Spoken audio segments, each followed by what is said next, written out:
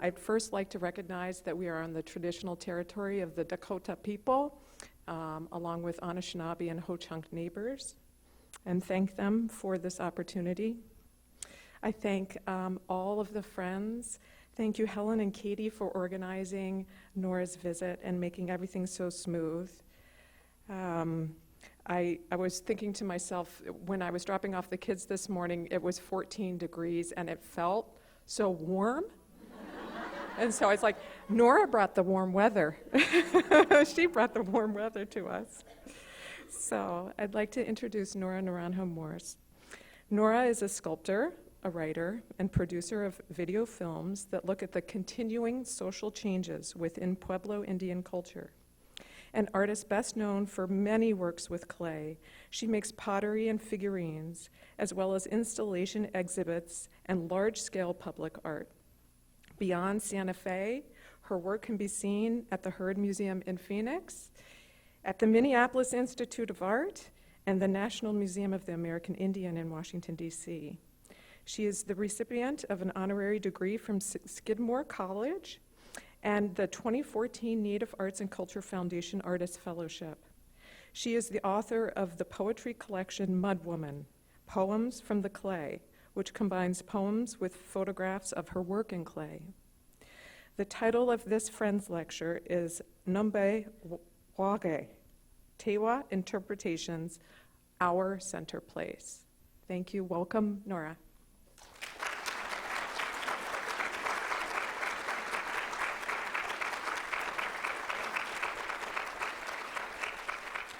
Good morning. Good morning. I want to say two things before I start. I left 60-degree weather. And I almost feel ashamed because it was so sunny when I left. The other thing I want to say is thank you to the Friends of the Museum. A special shout out to Helen Leslie for making it so easy to go through the steps, and you were so patient with me. Thank you. Sometimes I don't answer my emails on time. There's a lot of information I'm about to give you, so I'm going to start right off the bat, okay? I want to tell you a story, and is it possible to turn off some of the lights so that we can see? Thank you.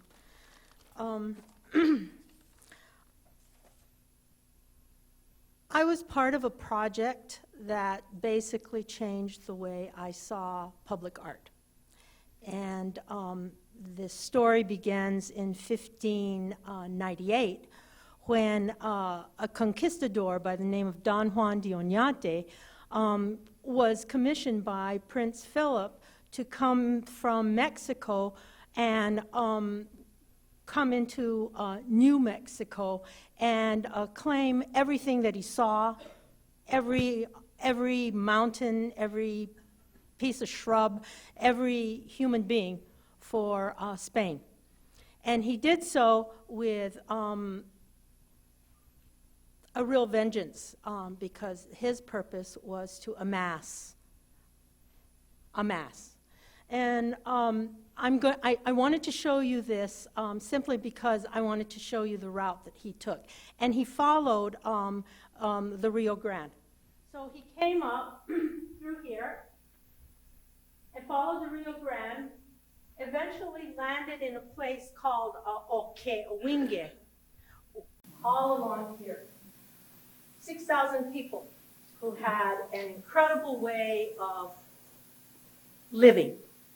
And because they were so in tune to their environment, their whole religious outlook was based on this environmental experience.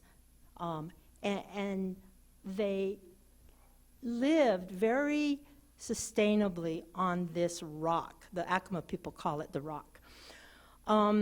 For anybody who's interested, it's 367 feet high, and so there were pathways, there still are pathways that come down to the bottom. Can you imagine the sky at night? Can you imagine how their worldview was totally encompassed in this place.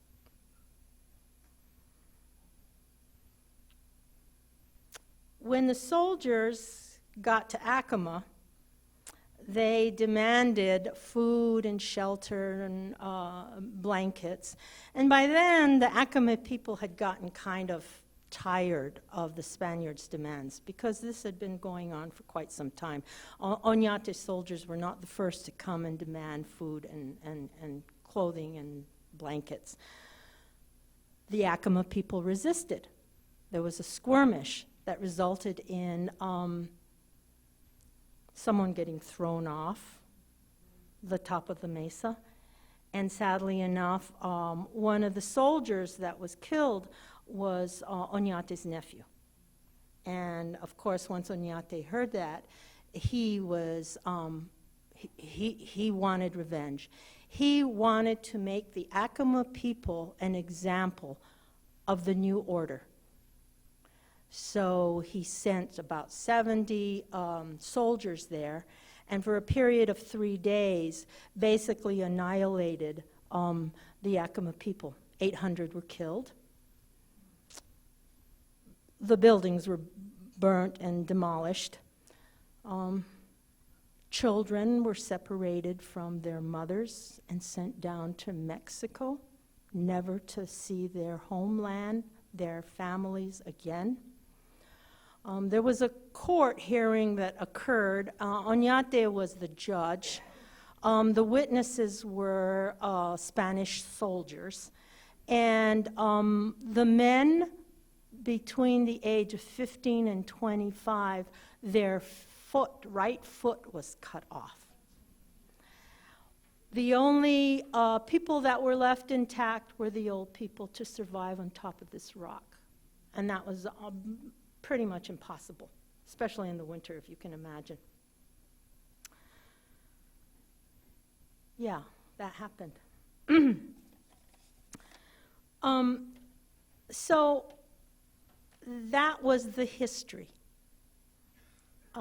So one day I'm in my kitchen making my chili, and I get a phone call, and I'm asked by the city of Albuquerque and a particular organization in Albuquerque who had lineage to Don Juan de Oñate, wanted to have a memorial 400 years later of Don Juan de Oñate placed in Albuquerque. And so, in my naivety, I said yes. Because generally, when I'm working, I'm in my studio, and before this project, I was a commercial artist, and life was pretty good. I didn't think about history too much. I didn't really unpackage what the land that I was aware of the land, and because of my culture, I understood my relationship to it, and it was profound for me. But I didn't really unpackage it in the sense of what I just explained to you about the historical aspect. I said yes, and immediately I realized, especially after the first meeting, public art meeting, that I had entered this door that was going to give me a lot of information, and at times a lot of heartache, a lot of anger, but that once I did walk through this door, I knew that my life was about to change. So I had come in later on in the project. The city had already asked an Anglo person and a Hispanic person, who were both artists, to create a monument. The city council, and then if anybody's been to New Mexico, you know that New Mexico is very tourist-oriented. That's how they make a lot of their money. So the tricultural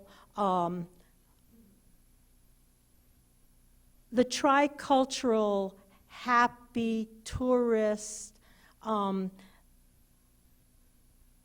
idea is really pushed forward. And I think that especially in this case, when they wanted myself, Sonny Rivera and Betty Sabo, the Anglo and the Hispanic artists, to collaborate. And so when I went into my first meeting, I was sort of trying to get my bearing.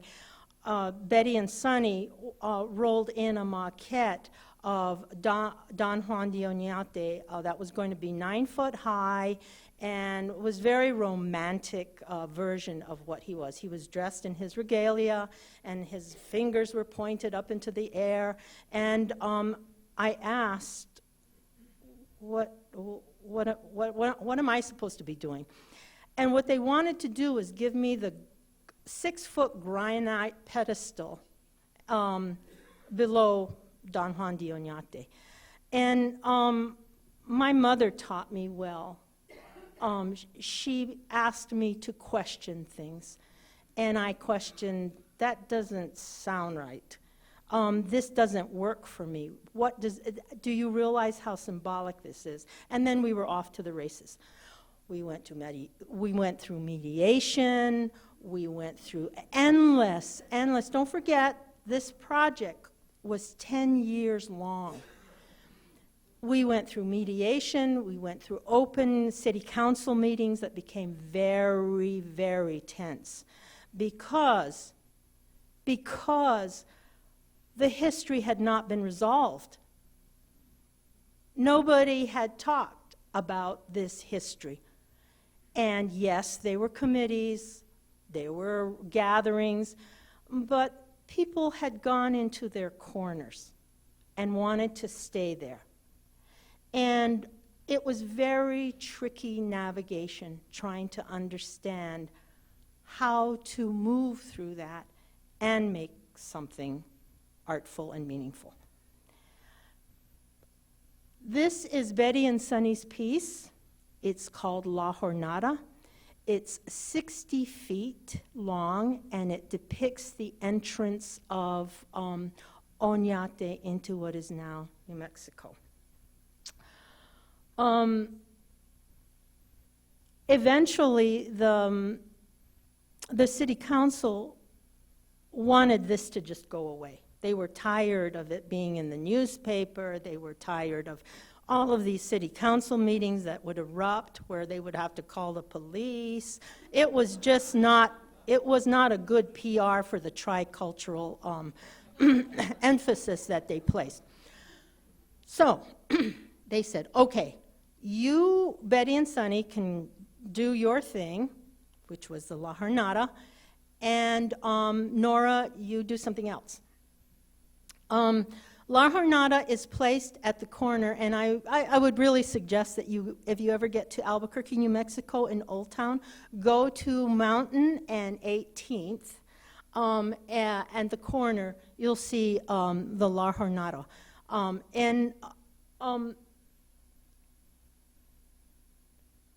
It's a perfect photo op if you're wanting to get out of your car and take a picture with your kids. And the 20-foot high rocket behind it is no longer there, but it was there when we first started working on this project. They've since taken it away, sadly. I feel bad that they did because it just added to everything.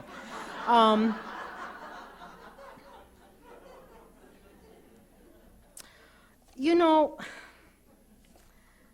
it's really, this project has, like I said, opened this door. And because of this project, I started realizing, I started talking to the people that came from this place, my own people.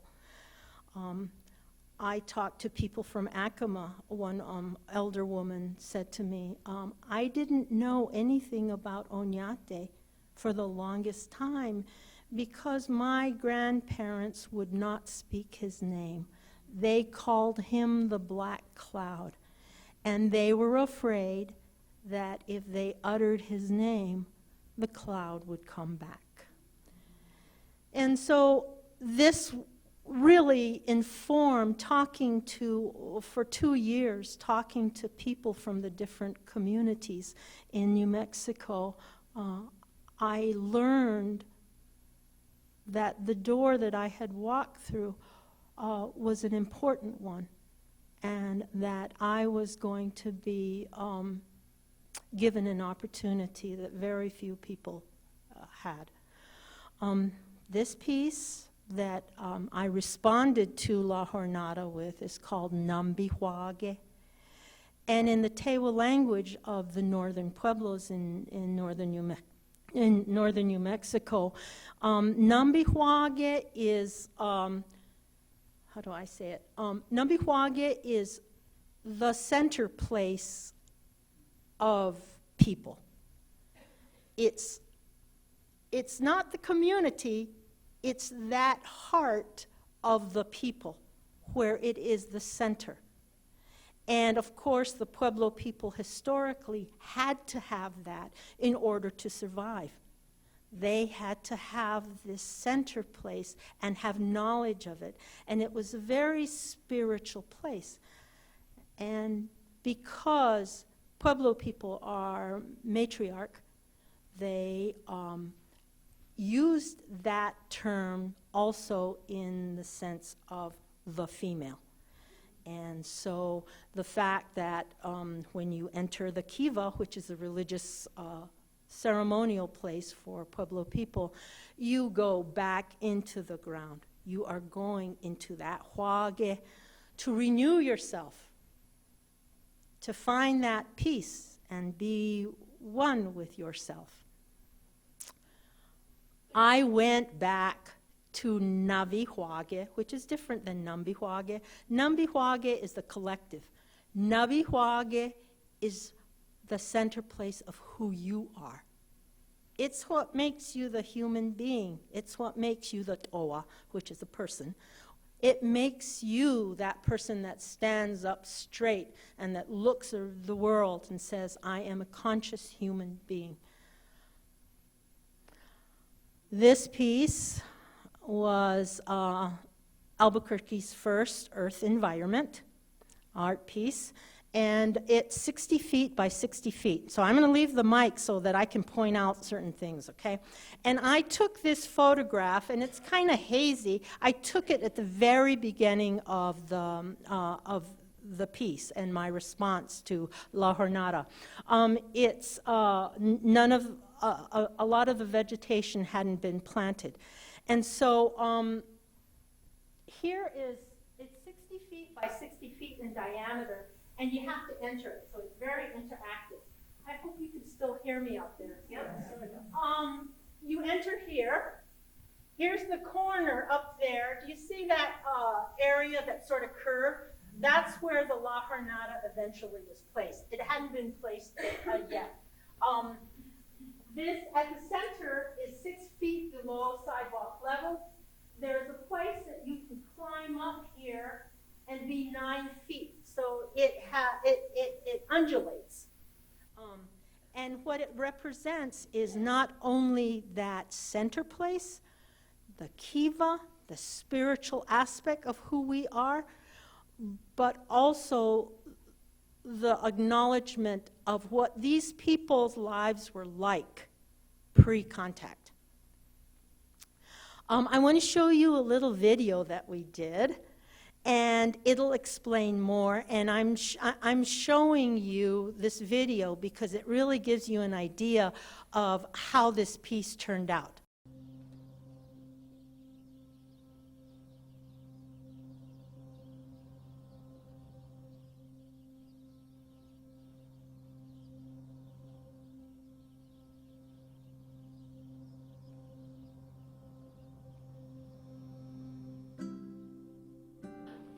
My name is Nora Noranjo Morse, and I come from Santa Clara, Pueblo. I'm Capo, and I live on tribal land. I will never call it a reservation because that's a colonized name. We live on the land of Whageh.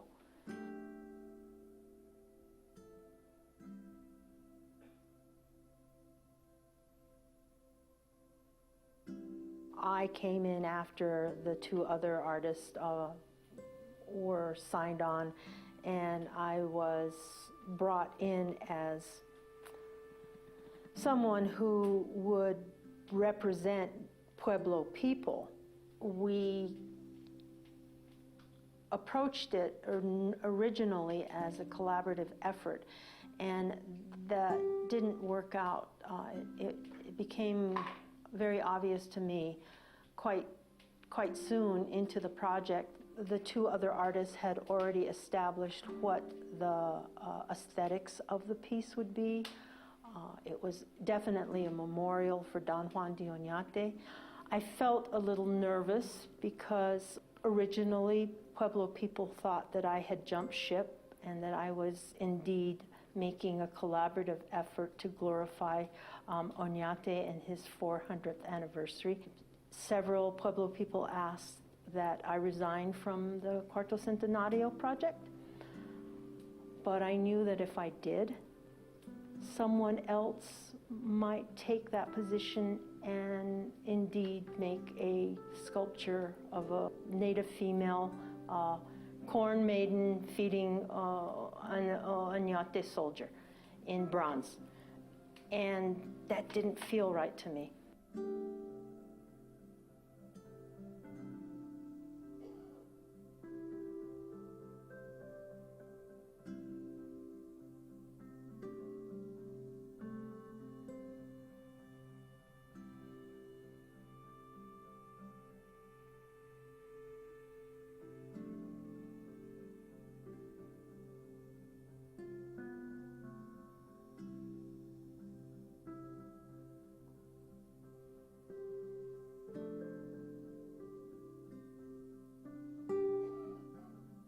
It was something that I was doing not for myself. It was much bigger than me. It was about this memory that needed to come out and that needed to speak. And once I realized that, I became fearless. And it's almost as if my ancestors, the people that I come from, were pushing me forward. This was what I was supposed to be doing.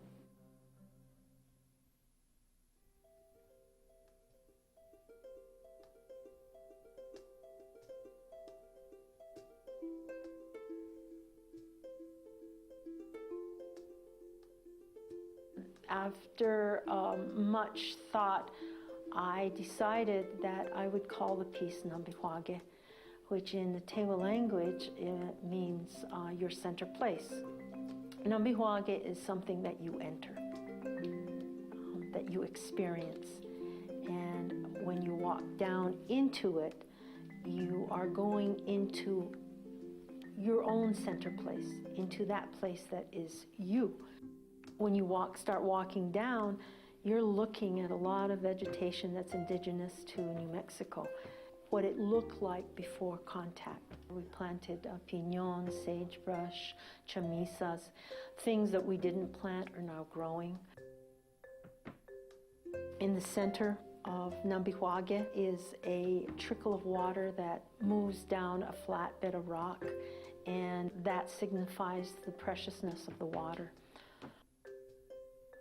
And when you're in the center of Nambe Whageh, it is 6 feet below sidewalk level.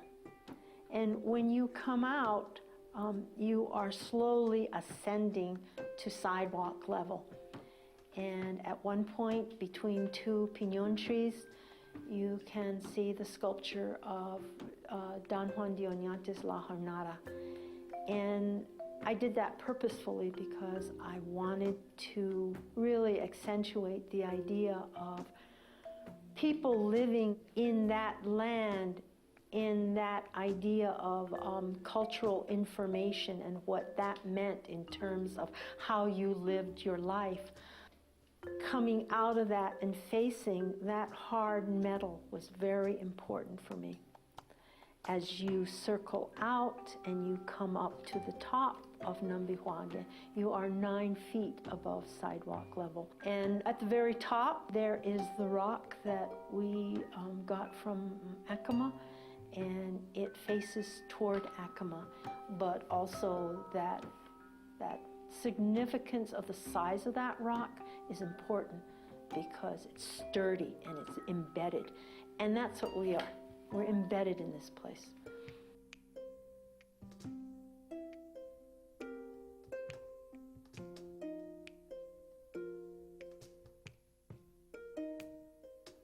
There is a resistance in this piece, a real resistance.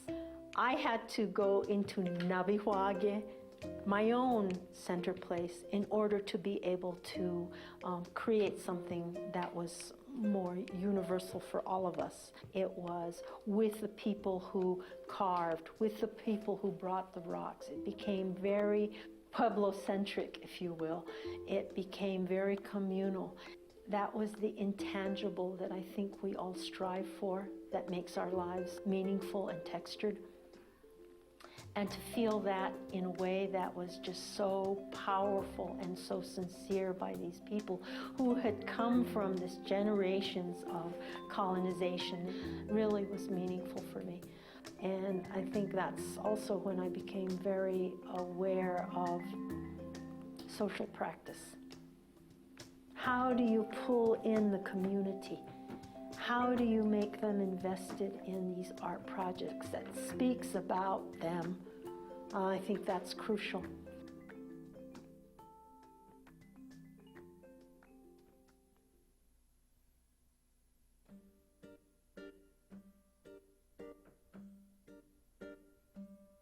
You have to be willing to enter Nambe Whageh, not just physically, but in your spirit and in your attitude about what it really means and its significance.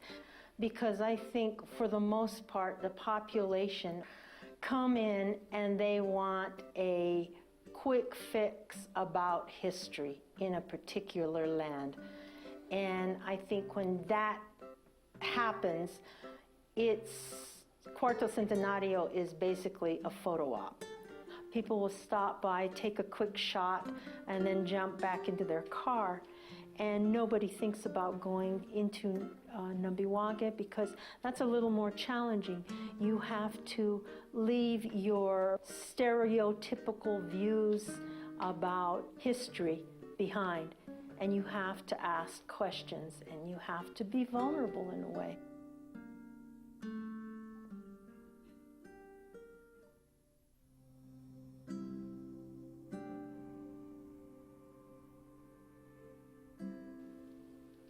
At one point, I realized that Nambe Whageh was really autobiographical in the sense that I started to evolve as a human being using the cultural tools that had been given to me by the people I come from, and how I could effectively use them to resist.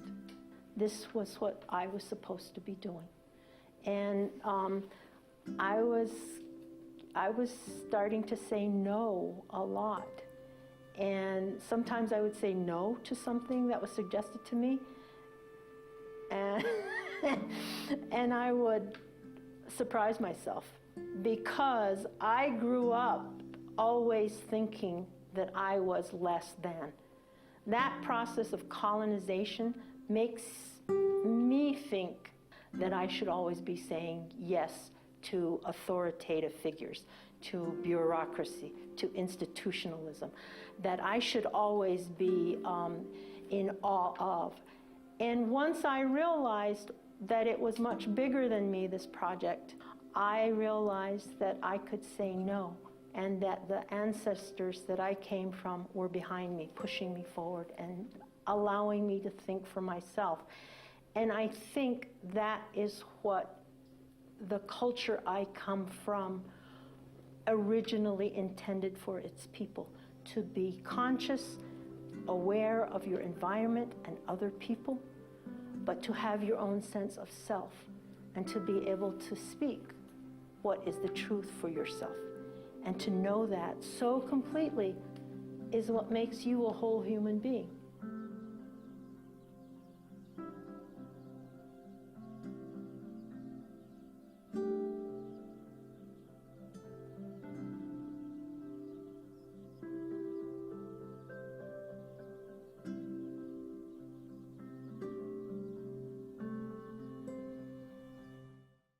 I want to end this by saying that you can imagine now what this project gave to me and how it opened the door and how I think about public art.